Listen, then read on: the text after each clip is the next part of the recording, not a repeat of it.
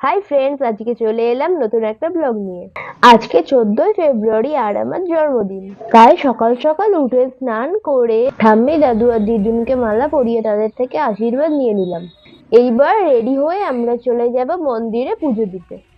আজকের দিনটা আমার কাছে খুবই স্পেশাল, তাই আমি আজকে সারাদিন কি কি করব আমি তোমাদের সাথে সব শেয়ার করব। আর আজকে পুরো দিনটা আমি কিভাবে কাটালাম সেটা দেখার জন্য তোমরা কিন্তু চোখ রেখো আমার চ্যানেলে। এই দেখো, আমি চলে এসেছি মন্দিরে।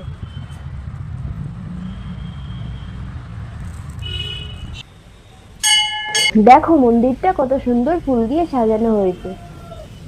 এই মন্দিরের কালী মা খুব জাগ্রত। এই মন্দিরেই আছে শিব ঠাকুর। চলো এবার তোমাদেরকে আমি শিব ঠাকুরটা দেখাই। এই মন্দিরের কালী মাটাকে দেখো কত সুন্দর। ঠাকুর মশাই চলে এসেছেন, এবারে পুজো শুরু হবে।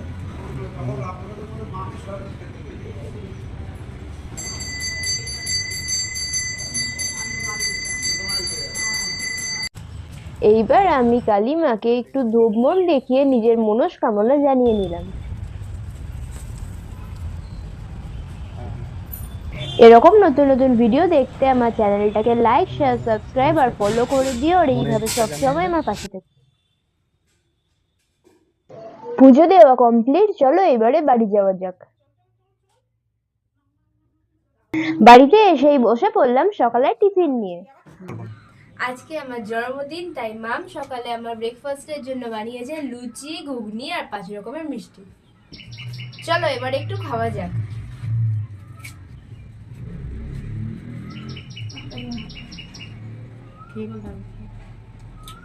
দারুণ হয়েছে। মাম সকালে উঠে আমার লাঞ্চের জন্য কি কি রান্না করেছে চলো এবার তোমাদেরকে সেটা দেখাই। আজকে দুপুরের মেনুতে ছিল ফ্রাইড রাইস আর 5 রকমের ভাজা।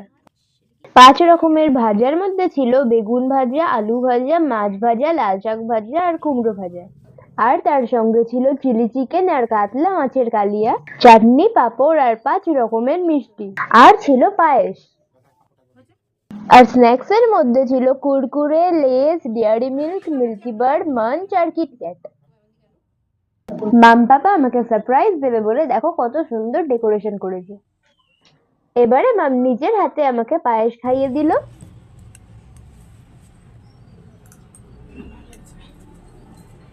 খুব ভালো হয়েছে।